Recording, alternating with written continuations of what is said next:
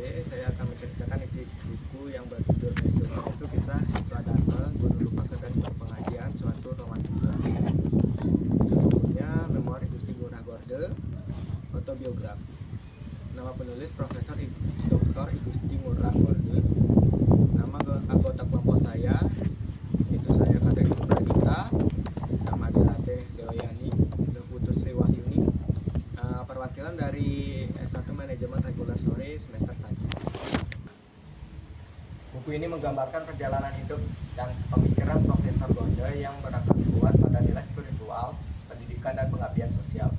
Pada bab 1 ini mengangkat spirit kepemimpinan Ki Barat Panji Sakti sebagai leluhur Buleleng. Profesor Gorde menegaskan bahwa pemimpin sejati harus memiliki manasike atau kejernihan pikiran untuk membedakan yang benar dan salah. Melalui konsep kepemimpinan bawakan, pemimpin itu dituntut turun langsung memenuhi kebutuhan rakyat sebelum mengajak mereka berjuang. Pesan utamanya, kesejahteraan anggota dan bakti kepada orang tua adalah fondasi keberhasilan organisasi. Pada bab kedua, berfokus pada fase brahmacari atau masa belajar. Ilmu pengetahuan diibaratkan sebagai perahu suci untuk menyeberangi penderitaan hidup. Profesor Gorde mengajarkan ketangguhan dan resiliensi, bahwa kegagalan bukan akhir, melainkan sukses yang tertunda.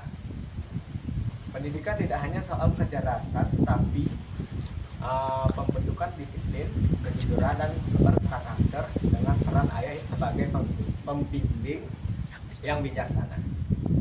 Pada bab ketiga, membahas pembentukan generasi suputra. Pendidikan anak harus seimbang antara ritual dan tindakan nyata dengan sinergi peran ayah dan ibu sesuai usia perkembangan anak. Nilai pengendalian diri, kesetaraan, kemanusiaan tanpa membedakan kasta, serta menghormati alam menjadi fondasi pembentukan karakter manusia seutuhnya. Pada bab 4, mengulas fitriyatnya sebagai wujud bakti kepada leluhur. Profesor Gorde menekankan bahwa pentingnya keikhlasan, pengendalian diri, dan pengambilan keputusan secara demokratis dalam kekeluargaan. Kematian dipahami bukan sebagai akhir, melainkan pengingat untuk menjalankan kewajiban sosial dan pendidikan dengan penuh tanggung jawab.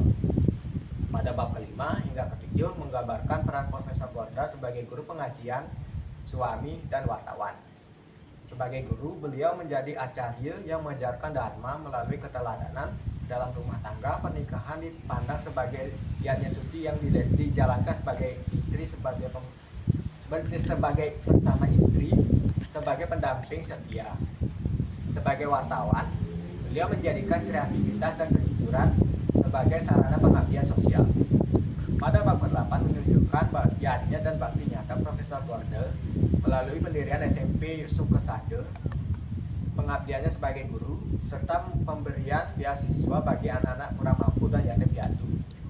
Pengabdian ini berlanjut melalui pendirian Setia Satya Dharma Singaraja. Pada bab ke-9 memuat kesan-kesan dari guru, murid sejawat, teman sejawat, dan rohaniawan yang menggambarkan Profesor Gorde sebagai pribadi tekun, visioner, berpikir kritis tanpa gugon tuon, serta bekerja atas dasar yatnya dan bakti. Jadi secara analisis kritis, gagasan utama Profesor Gorde menekankan bahwa pendidikan ekonomi dan pengembangan SDM harus berlandaskan nilai etika dan kreativitas lokal. Manusia bukan sekedar human capital, melainkan human being yang bermoral dan spiritual. Jadi pemikiran ini relevan dengan tantangan kampus saat ini yang menghadapi krisis integritas dan lemahnya karakter kepemimpinan. Kelebihan buku ini terletak pada kedalaman filosofis dan relevansi lokal, meskipun bahasanya cukup konseptual dan menuntut pemahaman lintas disiplin. Melalui refleksi kelompok, kami menyimpulkan bahwa keunggulan akademik tidak cukup tanpa karakter, nilai integritas, disiplin, gotong royong, dan pengabdian sosial sangat relevan diterapkan dalam kehidupan kampus. Pemikiran Prof. Gorde mendorong mahasiswa menjadi pemimpin beretika, berdaya juang, dan mampu menjadi agen perubahan di masyarakat. Sekian pemaparan kisah perjalanan Prof. Gorde yang dapat kami angkat. Apabila ada salah kata, mohon maafkan ya. Terima kasih.